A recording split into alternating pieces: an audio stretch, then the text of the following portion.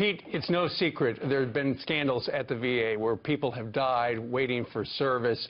You have made it a personal crusade to talk about that. You've been talking about it for years, and so you had an exclusive chance to sit down with the next guy who's got to try to fix that thing, right?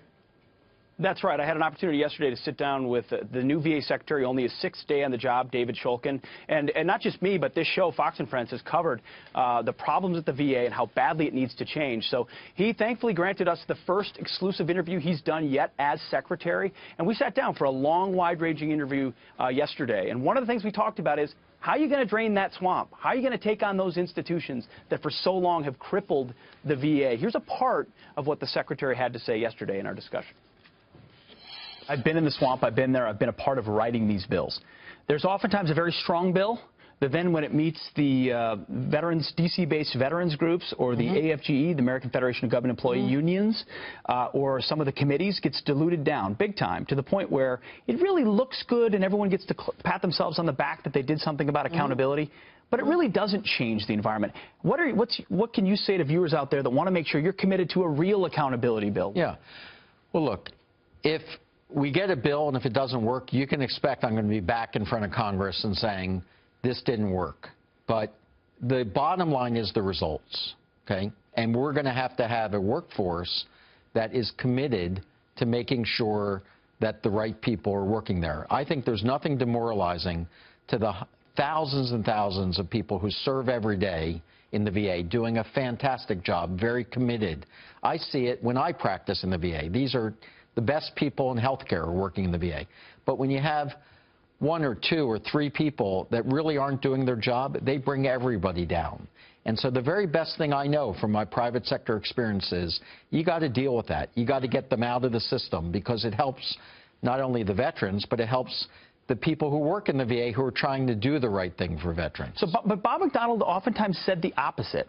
He said, how are we going to hire people here if they think they can be fired at a whim or at a moment's notice? But your argument is, if you can't fire those poor performers, then you don't have a good culture. So would you say you take a different position than Secretary McDonald did, who fought against a lot of these accountability bills? Well, I think what I heard the Secretary saying is it's very important to have a due process. You don't want to arbitrarily fire people. But I could be fired right now. I mean, well, half of our viewers could be fired when they walk into work tomorrow for not doing their job or not showing up. But you've got VA workers who sell cocaine or don't show up or view porn at work. So it's not about due process. It's about... Watch us. People who don't show up to work, who do cocaine and are watching porn at work are going to be fired because I'm not going to tolerate it, and they're going to be out of our system.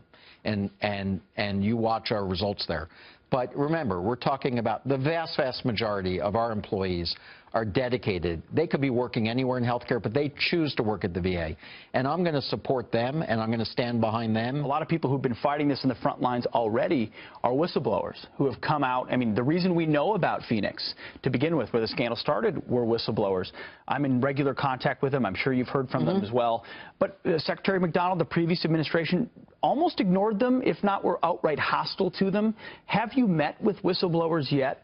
And what is your commitment to make sure that those voices that are marginalized because they're trying to do well by vets, that you make sure those voices are heard? Yeah, I've absolutely met with whistleblowers. It's very important to do that, and I agree. They've brought very important issues to the forefront. And not only are we going to support those that tell us problems in the system, because that's how we get better, but we're going to address those problems. And I know sometimes takes a while to address those problems, probably longer than it should, but we're going to make sure that just because it's hard to do, we're not going to stop. Guys, we asked also yesterday viewers for their questions. I got a stack this tall that I brought to the interview. Some of the best parts of that interview are the viewer questions and his answers to them.